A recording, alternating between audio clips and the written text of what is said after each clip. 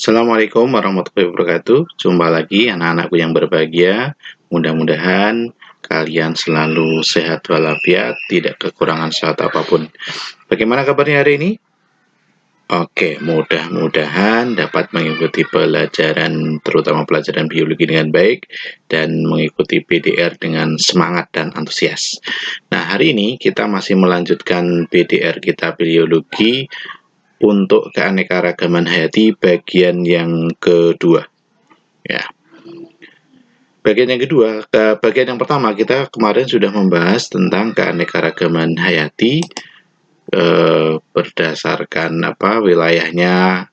Kemudian Indonesia itu dibagi menjadi beberapa wilayah, ada sebaran fauna dan ada sebaran floranya ya. Oke, kita lanjut lagi keanekaragaman hayati untuk bagian yang kedua. Langsung kita bahas di bagian kedua ini. Yang kita bahas diantaranya adalah manfaat keanekaragaman hayati. Apa saja manfaat keanekaragaman hayati? Jangan bingung nanti kalau Bapak menyebutkannya.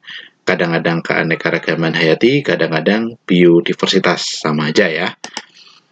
Baik, yang pertama, keanekaragaman hayati itu berperan sebagai sumber pangan. Coba hari ini kalian sudah sarapan? Oke, ketika kalian sarapan, apa yang kalian makan? Ada nasi, ada tempe, ada udang, ada lauk pauk dan sayur mayur dan sebagainya. Itu semuanya merupakan kekayaan keanekaragaman hayati ya. Yang bahkan dalam satu piring makanan yang kita santap pagi ini, sarapan tadi, mungkin ada banyak keanekaragaman hayati. Misalnya tadi ada nasinya, kemudian nasi, setelah itu kalau nggak suka nasi mungkin ada yang sarapannya roti, berarti dari sagu atau dari gandum ya. Kemudian kalau di situ ada lauknya, biasanya misalnya bisa jadi tempe, tahu, kemudian ada daging mungkin gitu ya.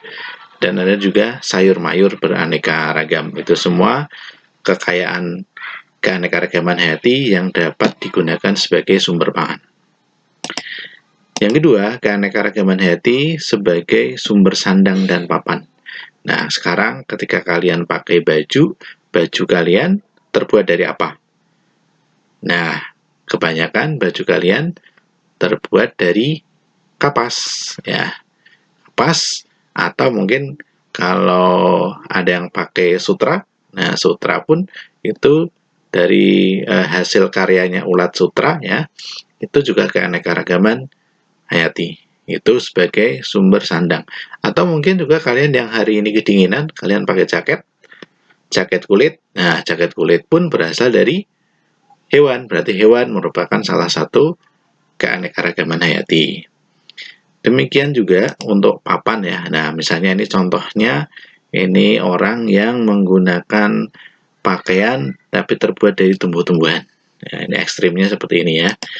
Ada juga untuk rumah tempat tinggal kita ya. Kalau ini dicontohkan di gambar, rumah tempat tinggalnya terbuat dari dindingnya kayu, kemudian atapnya dari jerami atau ilalang.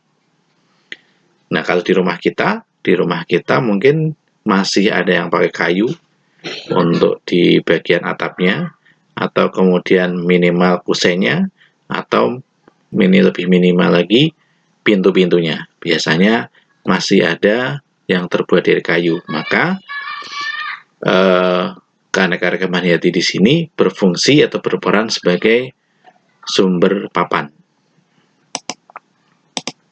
Selanjutnya, keanekaragaman hayati sebagai sumber obat dan kosmetik.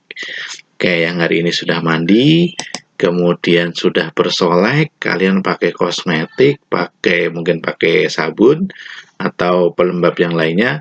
Nah, coba dilihat di bungkusnya. Nah, lihat bahan-bahannya terbuat dari apa.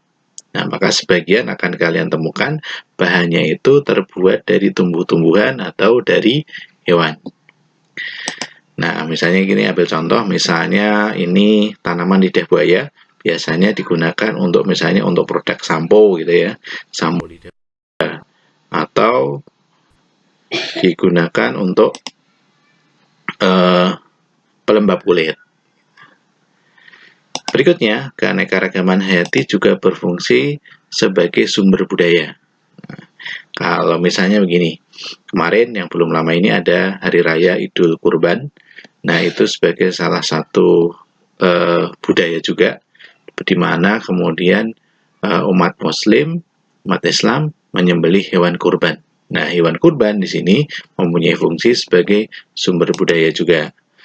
Contoh yang lain misalnya ini ada gambar kerbau bule ya, kerbau bule. Kalau di Tanah Toraja ini dihargai sangat mahal karena nanti di sana ada upacara adat Toraja yang kalau kerbau bule itu statusnya lebih mahal gitu ya. Nah, di situ ada tulisan 500 juta. Kemudian kalau di Garut misalnya ada adu domba atau orang sana lebih suka domba itu untuk apa namanya? Dilombakan misalnya lihat dari tanduknya. Kalau tanduknya panjang, dombanya gagah, nah itu lebih mahal gitu misalnya ya. Nah, ada seperti itu, budaya seperti itu. Jadi kerbau, domba ini dianggap sebagai fungsinya sebagai sumber budaya. Contoh lain kalau dalam dunia tumbuh-tumbuhan, kalau ada acara hajatan, misalnya ada pernikahan, biasanya digunakan janur atau daun kelapa yang masih muda. Nah, itu juga berarti daun kelapa digunakan sebagai keanekaragaman hayati sumber budaya. Berikutnya keanekaragaman hayati sebagai sumber keindahan. Nah, kalau di rumah kalian mungkin memelihara bonsai atau tanaman hias yang ada di pot-pot depan rumah kalian, atau juga mungkin kalian punya peliharaan misalnya ikan koi atau yang ada di akuarium, atau ada juga yang misalnya suka memelihara burung. Nah, fungsi-fungsi mereka itu sebagai sumber keindahan ya. Dan selalu bahwa semua makhluk hidup itu sebagai sumber keilmuan juga ya, sumber keilmuan, karena mereka akan diteliti untuk diambil manfaatnya pada akhirnya begitu. Nah, ternyata keanekaragaman hayati itu bisa berkurang dan bisa bertambah. Nah, bagaimana kemudian apa yang menyebabkan berkurangnya keanekaragaman hayati itu? Kita simak satu demi satu. Yang pertama adalah fragmentasi dan hilangnya habitat. Apa yang dimaksud dengan fragmentasi habitat? Kita lihat ilustrasinya begini. Misalnya ini ada sebuah area persawahan, kemudian dibangun jalan tol. Nah, jalan tolnya melintas seperti ini, maka akan terjadi kendala. Misalnya ular dan tikus yang ada di sisi ini tidak bisa bermigrasi atau berpindah ke sisi yang lain, ke arah sana misalnya, karena terhalang, ada barrier, ada penghalang berupa jalan tol, sehingga kemudian peristiwa ini disebut sebagai fragmentasi habitat atau habitatnya terpecah-pecah. Nah, apa akibatnya? Maka kalau misalnya tikus sama ular tadi karena tidak bisa bermigrasi, maka habitatnya menjadi lebih sempit. Kalau habitatnya lebih sempit, maka resiko kepunahannya lebih tinggi. Berikutnya, hilangnya habitat. Kalau hilangnya habitat ini lebih ekstrim lagi. Misalnya begini, ada hutan belantara gitu ya. Kemudian ada aktivitas penebangan liar. Maka hutan yang tadi membawa atau di dalamnya ada banyak keanekaragaman hayati, karena ditebang maka keanekaragaman hayatinya menjadi rusak atau bahkan hilang. Yang lebih ekstrim lagi misalnya ada peristiwa gunung meletus. Ketika gunung meletus kemudian membakar hutan yang ada di bawahnya, maka hutan itu kemudian tidak ada satupun makhluk hidupnya. Nah, seperti itu namanya hilangnya habitat. Berikutnya, yang menyebabkan berkurangnya keanekaragaman hayati adalah introduksi spesies. Introduksi spesies itu maksudnya mendatangkan spesies asing ke dalam daerah atau wilayah yang sudah ada spesies yang sama. Contoh peristiwanya begini. Nah, ini ada gambar durian Thailand. Durian Thailand itu punya keistimewaan, buahnya besar, kemudian dagingnya lembut, manis gitu ya, bijinya kecil. Nah, ini favoritnya konsumen. Karena favoritnya konsumen, maka petani durian itu mengembangbiakkan ini. Nah, misalnya ini dibawa ke Depok, padahal di Depok sendiri sudah ada durian lokal. Karena durian lokal kalah kualitasnya, maka kemudian para petani lebih mengembangbiakkan durian Thailand, dan akhirnya durian lokal tadi tidak dirawat, dan akhirnya akan punah. Maka itu yang terjadi adalah jadi mendatangkan spesies asing ke tempat atau wilayah yang sudah ada spesies lokalnya, kemudian spesies lokalnya akan mengalami eh, penurunan jumlah ya, atau penurunan keanekaragaman hayati. Berikutnya contoh yang lain. Contoh yang lain ini dalam dunia peternakan ada yang namanya sapi. Ini sapi ukurannya bisa sangat besar ya, sampai 1 ton lebih. Ini namanya sapi limosin. Ini sapi ini tidak ada di Indonesia aslinya, tapi kemudian karena kualitasnya bagus didatangkan dari luar negeri ke Indonesia. Nah, nantinya kalau misalnya para petani lebih suka mengembangbiakkan sapi limosin, maka yang terjadi adalah sapi lokalnya akan mengalami penurunan jumlah, dan bisa jadi suatu saat akan mengalami kepunahan. Kalau sudah punah, maka keanekaragaman hayatinya menurun. Contoh satu lagi, misalnya ini ada, nah ini mungkin ada yang sudah kenal. Oke, ini adalah ikan sapu-sapu ya. Biasanya dulu awalnya ikan sapu-sapu ini dibawa untuk menjadi pembersih kaca di akuarium. Jadi ini ikan spesialis membersihkan lumut yang nempel di kaca, sehingga yang punya akuarium tidak perlu sering-sering membersihkan akuariumnya. Tapi kemudian sebagian dari ikan sapu-sapu ini kemudian terlepas ke alam, dan sekarang jumlah ikan ini di sungai-sungai, terutama sungai-sungai yang sudah tercemar, ini sangat banyak ya, karena memang mereka tahan terhadap pencemaran, dan ini ikan tidak lazim untuk dikonsumsi, makanya jumlah mereka tidak terkurangi ya, di sungai-sungai itu.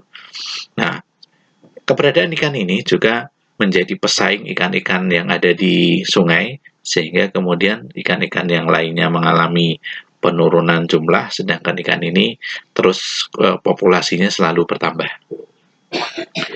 Itu yang disebut atau yang dimaksud dengan introduksi spesies. Berikutnya, eksploitasi yang berlebihan pada spesies hewan dan tumbuhan.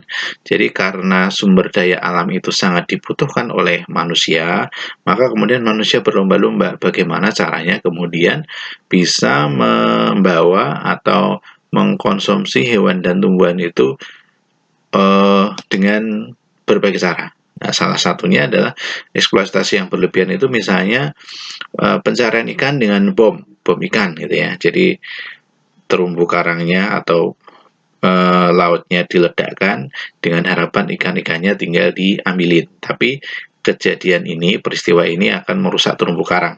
Dan kita tahu terumbu karang itu pertumbuhannya sangat lambat. Sehingga ini selain terumbu karangnya mati, juga hewan-hewan atau binatang-binatang yang ada di komunitas terumbu karang, mereka juga ikut mati. Berikutnya contoh yang kedua adalah penggunaan pukat harimau. Jadi digambarkan pukat harimau itu jaringnya sangat besar ya, jaring sangat besar, dan mata jaringnya itu relatif kecil, sehingga ikan kecil, ikan besar semuanya akan tertangkap. Nah, dengan demikian maka cara penangkapan ikan dengan pukat harimau itu justru merusak alam, karena tidak memberikan kesempatan untuk ikan untuk berkembang biak. Berikutnya, yang menyebabkan berkurangnya keanekaragaman itu adanya pencemaran air, atau pencemaran tanah, atau pencemaran udara. Ya, jadi pencemaran itu merusak lingkungan, sehingga kemudian banyak mereka makhluk hidup yang tidak tahan terhadap perubahan lingkungan itu. Kalau nggak tahan, berarti mereka pergi dari wilayah itu atau justru mati. Ya, jadi mengurangi keanekaragaman hayati. Kemudian ada juga yang menyebabkan keanekaragaman hayati berkurang itu adalah perubahan iklim global ya.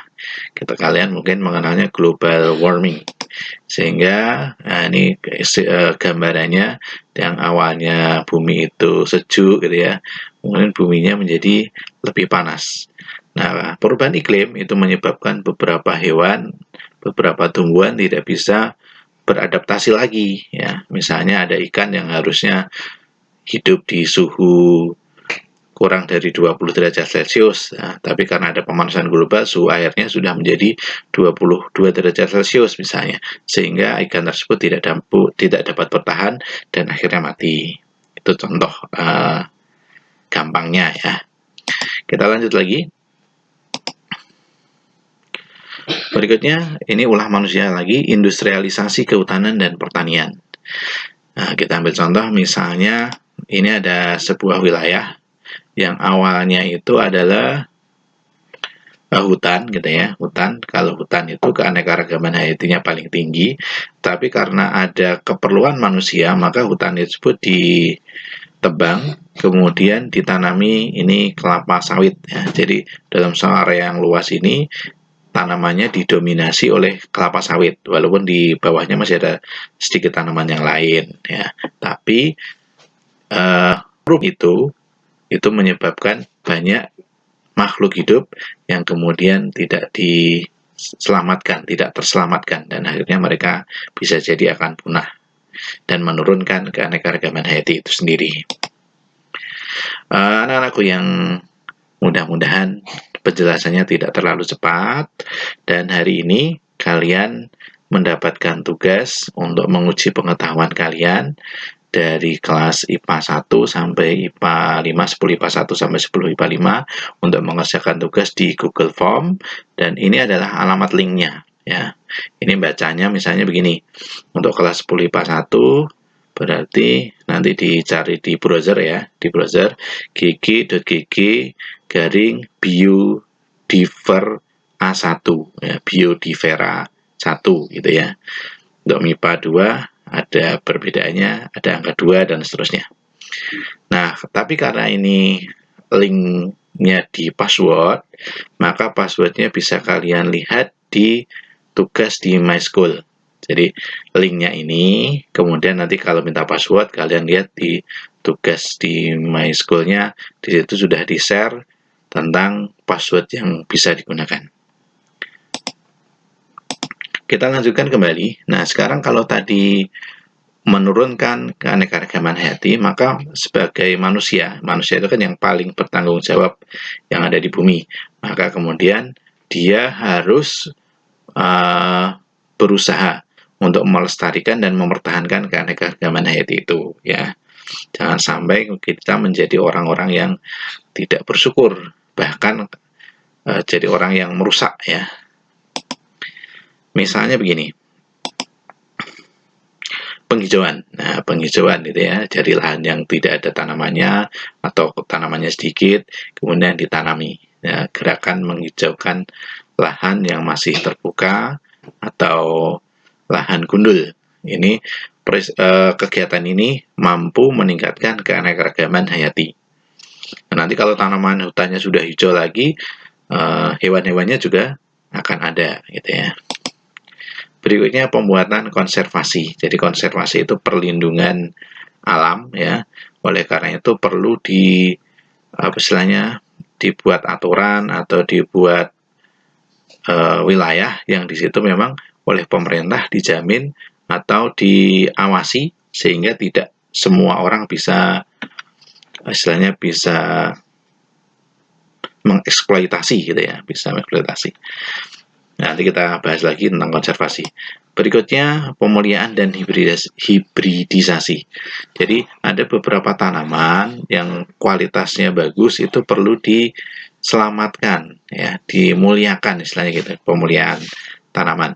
Atau ada juga yang namanya hibridisasi. Hibridisasi itu persilangan. Jadi misalnya ada tanaman yang buahnya bagus, ada tanaman yang akarnya bagus ya, lalu disilangkan sehingga menghasilkan tanaman akarnya kuat, buahnya bagus gitu misalnya.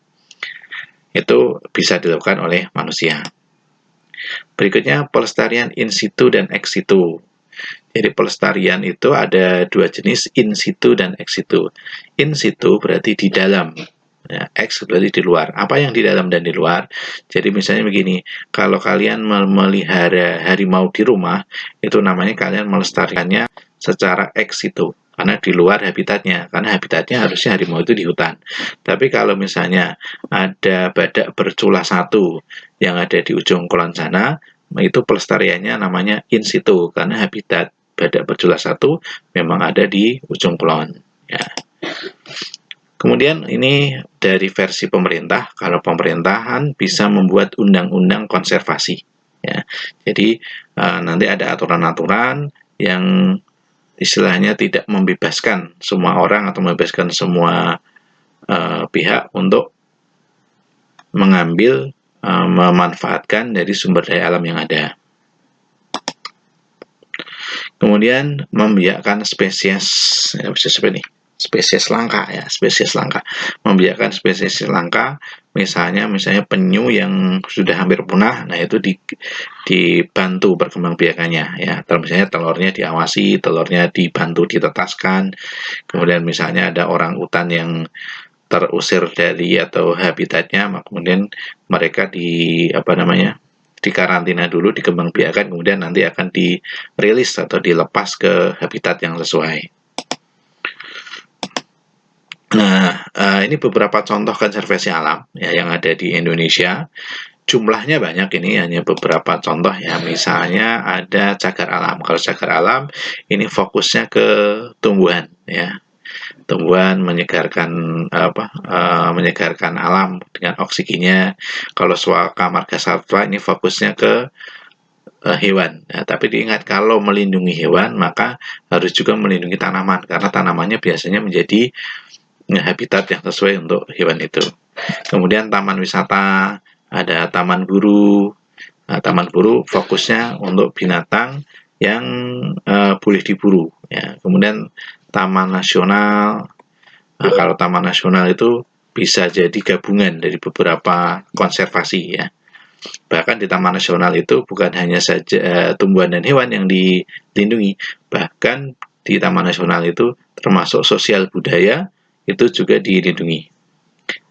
Kemudian ada taman hutan raya, ada taman laut, ada kebun raya, ya. Mungkin kalian setidaknya karena kalian dekat di Bogor, setidaknya pernah ya ke kebun raya, ya. Di sana ada berbagai macam tumbuhan dari berbagai wilayah, ya. Berarti kalau kebun raya nanti mengingatkan lagi pelestariannya in situ atau ex situ? Ex situ, ya, karena di luar habitat aslinya.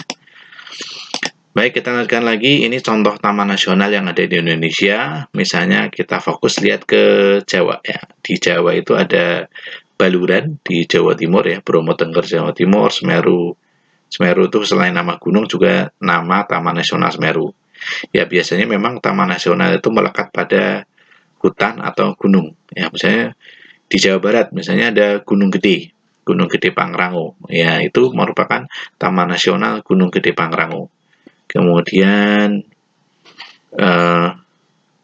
di Jakarta apakah ada taman nasional? Ada Taman Nasional Kepulauan Seribu, ya, ada juga. Dan ini beberapa taman nasional yang ada di wilayah Indonesia, menjadi kewajiban kita ikut melestarikan dan menjaga mereka. Nah, kesimpulannya gimana? Jadi aktivitas manusia, ya, misalnya ada penebangan hutan, alih fungsi lahan, ini perburuan yang berlebihan, ini akan mengakibatkan biodiversitasnya menurun. Nah, karena menurun, maka harus ada usaha pelestariannya, misalnya dengan konservasi, kemudian undang-undang, membuat kebijakan, ya. Dan yang paling penting, karena biodiversitas itu memiliki nilai manfaat yang tinggi, ya, misalnya sebagai devisa baru, sumber pengetahuan dan sebagainya, dan karena Indonesia itu termasuk negara dengan biodiversitas tertinggi di dunia, maka kita sebagai masyarakat atau rakyat Indonesia harus setidaknya orang yang paling bertanggung jawab untuk menjaga itu semua, ya. Jadi nanti ketika kalian sudah menjadi para pejabat, sudah menjadi para pemangku kekuasaan, orang-orang pinter ya. Jadi kalian harus berkomitmen untuk menjaga keanekaragaman hayati di Indonesia. Jangan sampai kemudian kita merusaknya ya. Baik teman-teman sekalian, anak-anakku yang berbahagia, mudah-mudahan itu yang menjadi perhatian kita untuk kali ini. Mudah-mudahan dapat diterima cukup jelas penjelasannya, dan saya ucapkan terima kasih, semoga bermanfaat. Saya akhiri, wassalamualaikum warahmatullahi wabarakatuh.